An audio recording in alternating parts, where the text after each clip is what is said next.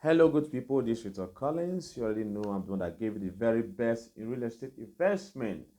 There's one topic I wanted to discuss today, which is how government can take over your property, your land. It can be your house that you built on the land. Okay, so make sure you stay tuned. Watch this video from the beginning to the end. Don't skip any part because you might skip the useful or relevant information, right? And if it's the first time on my YouTube channel, please consider subscribing. This is the advantage. You need to subscribe. A product update will pop up, an informational video like this will pop up, and you're going to enjoy it free of charge. So please subscribe, share with others, tell them to subscribe and enjoy what you're enjoying because it is free. And they said there's love in sharing. So now, let's continue. How does government take over properties? Now, it boils down to the first step that you miss. One, getting a professional realtor to help you. Then two, knowing the title of the properties. Then three, the location, okay? Now, I've made several videos regarding to this. You can check my playlist and watch other videos that I've made about titles or what you should do before you buy properties and all that. So, but I will just rephrase it here, okay? Now, there's what we call committed land and non-committed land, okay? Or you can call it acquisition land or non-acquisition land. A non-acquisition land are those land that are free from government acquisition, or these land are the land that have been excised or the government have granted excision to the community. So from this part of the land, individuals or communities can now sell to any other person that wants to buy. So if you are buying such, then your property is legally secure and government is not coming to take over your property. But if you are buying a committed property, then there's a problem because committed properties or acquisition properties are those properties government actually designates for infrastructure in the future, like school, like a hospital, and other government infrastructure. Okay, and that is why if you go to, even if it's a remote village, there's always a sign of a primary school. There's always a sign of hospital and other infrastructure that is being provided by the government. Okay, and these places can never perfect the document, okay, because government want to use it for such purposes. But out of ignorance, or sometimes many people see property to be very cheap, they buy from some communities, and at the end you find yourself buying a committed property. These communities, some greedy men might have finished selling the one that government have excised for them, then they start selling the one that government did not grant excision, or those ones that government want to use for infrastructure in the future.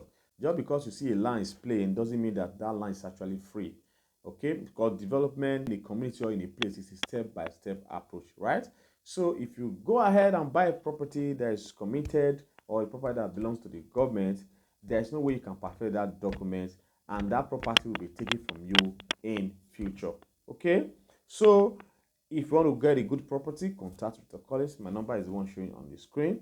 Then I will help you out. I know the land that are free. I know the land that you can buy. Your return on investment will be massive.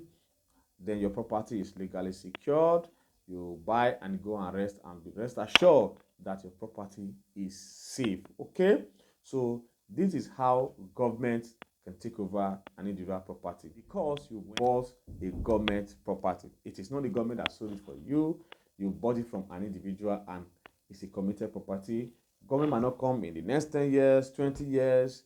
The day government will come, your property is going to be taken from you. In fact, it's not your property. The government is going to take back their property. So you were just there out of ignorance and your hard-earned money is gone and you will not be compensated because you actually bought a committed property. So it is good to use a professional realtor. It's not just all about sending your family members and all that to contract property and all for you. Sometimes these family members don't even know how to go about this thing because it's not their field. And again, out of greed, they go get you a bad property.